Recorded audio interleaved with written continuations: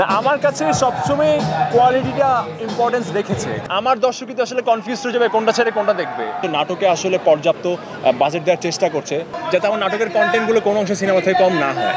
অনেক কোয়ান্টিটির কাজ করে আসলে এটা ক্যারিয়ার লঙ্গার করতে চায় না। আমি চাই হচ্ছে একটা দুইটা অল্প অল্প ভালো কন্টেন্টের কাজ করতে, যেগুলো দিয়ে মানুষ আমাকে মনে রাখবে। নির্বাচিত কমিটি হোক বা যারা কমিটিতে নাই তাদের কাছে হোক, দিন শেষে একটাই আমাদের আর্টিস্টদের চাওয়া থাকে, আমাদের কাজের জায়গাটা যাতে আরেকটু মানে আরেকটু মসৃণ হয় আর কি। হ্যাঁ, আমাদের ডেফিনেটলি আমরা সবাই কম বেশি জানি ভেতরে আমাদের কী কী প্রবলেম আছে না আছে। প্রতিবার যারা কমিটিতে আসে বা যারা কমিটিতে যেতে চায় সবাই জানেন আসলে আমাদের মানে অবস্ট্রাকলগুলো কী কী।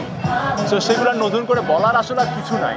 আমরা সবই জানি কোথায় কোথায় আমরা আটকাচ্ছি, কোথায় কোথায় আমরা কাজের জায়গাটা ঠিকঠাকভাবে পাচ্ছি না, কোথায় কোথায় গেলে আমাদের সমস্যাটা হচ্ছে। সো এই জিনিসটা আসলে ওনারা আমার থেকে অনেক ভালো জানেন। তা আমি আশা করবো যে এই জিনিসগুলো নিয়ে এবার আসলে ওরা আরেকটু ওয়ান স্টেপ অ্যাডভান্স কাজ করবেন আর কি। আমি বেশ কিছুদিন ধরে খুব যে নিয়মিত কাজ করছি বিষয়টা তা না, অনেক কাজ করা হচ্ছে না, বাট অকেশন উপলক্ষে আমার কাজ করা হচ্ছে। ভ্যালেন্টাইন্স ডে গেল, সামনে ঈদ আসছে, ঈদ উপলক্ষে এর মধ্যে আমি 2-3টা কাজ করেছি, যেমন আজান, ফায়ার ফাইটার, তারপরে সামনে আরও বেশ কিছু কাজ আসছে। বেশ কিছু বলতে অনেকগুলো না, হয়তো সব মিলিয়ে 5-6টা কাজ ঈদে আমার আসবে। বাট আমি মেক শিওর করার ট্রাই করছি যে প্রত্যেকটা গল্প যাতে একটু মানে আমাকে ডিফারেন্টভাবে আমি প্রেজেন্ট করতে পারি। সো এই জিনিসটা মেক শিওর করার জন্য আমি কাজের কোয়ান্টিটি অনেক কমিয়ে দিয়েছি। So let's see. না, আমার কাছে সবসময় কোয়ালিটিটা ইম্পর্টেন্স রেখেছে, কারণ হচ্ছে দিন শেষে কোয়ান্টিটি যদি অনেক বাড়ে আমার দর্শকই তো আসলে কনফিউজ হয়ে যাবে কোনটা ছেড়ে কোনটা দেখবে। কারণ প্রত্যেকটা মানুষের তো আলাদা আলাদা সময় আছে। হ্যাঁ, সে একটা নির্দিষ্ট সময় বের করে সে কাজ দেখে।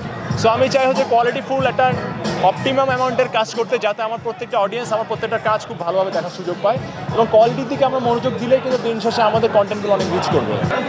সিনেমার যেমন সামনে আমার আরেকটা সিনেমা রিলিজ হবে কোরবানের পরে, আলী, এবং এরপরে আমি আরও একটা নতুন সিনেমায় জয়েন হচ্ছি। সো যেহেতু সিনেমাটাও গ্যাপে গ্যাপে আমার করার সুযোগটা হচ্ছে, আমি চাই না যে আসলে খুব বেশি লাইক স্থূল কন্টেন্টের নাটকে কাজ করতে। কারণ আমাদের নাটকের মানও অনেক ইউটিউব চ্যানেল আছে বা অনেক চ্যানেল আছে যারা হচ্ছে নাটকে আসলে পর্যাপ্ত বাজেট দেওয়ার চেষ্টা করছে। আমরাও নাটকও প্রায় ওটিটির সমমনার কন্টেন্ট এখন নাটকও হচ্ছে। সো সেই জায়গা থেকে ওই নাটকগুলো কিন্তু ছোটো করে দেখার কোনো সুযোগ নাই। হ্যাঁ, কিছু ভালো প্রোডাকশন হয়তো ওটিটিতে যাচ্ছে বা সিনেমা হলে যাচ্ছে, ঠিক ওই স্কেলে এখন কিন্তু নাটকও কাজ করার চেষ্টা করা হচ্ছে। সো যেহেতু ওই এখন নাটকেও প্রডিউসাররা একটু লাইক অনেক দিন পরে আবার তারা স্টার্ট করেছেন যে একটু ওপেন বাজেট দেওয়ার এবং ঠিকঠাক একটা স্মার্ট কন্টেন্ট বানানোর। তো সেই ক্ষেত্রে আমরা যারা নাটকে কাজ করছি বা আমার সামনে সিনেমা আসছে, সো আমি মেক শিওর করার ট্রাই করছি যাতে আমার নাটকের কন্টেন্টগুলো কোনো অংশ সিনেমা থেকে কম না হয়। আর সামনে যদি সিনেমার কথা বলেন তাহলে সামনে আলী নামে একটা সিনেমা আসবে আমার, সেটা হচ্ছে কোরবানের ঈদের পরপর, হয়তো বা কোরবানের ঈদে যাবে।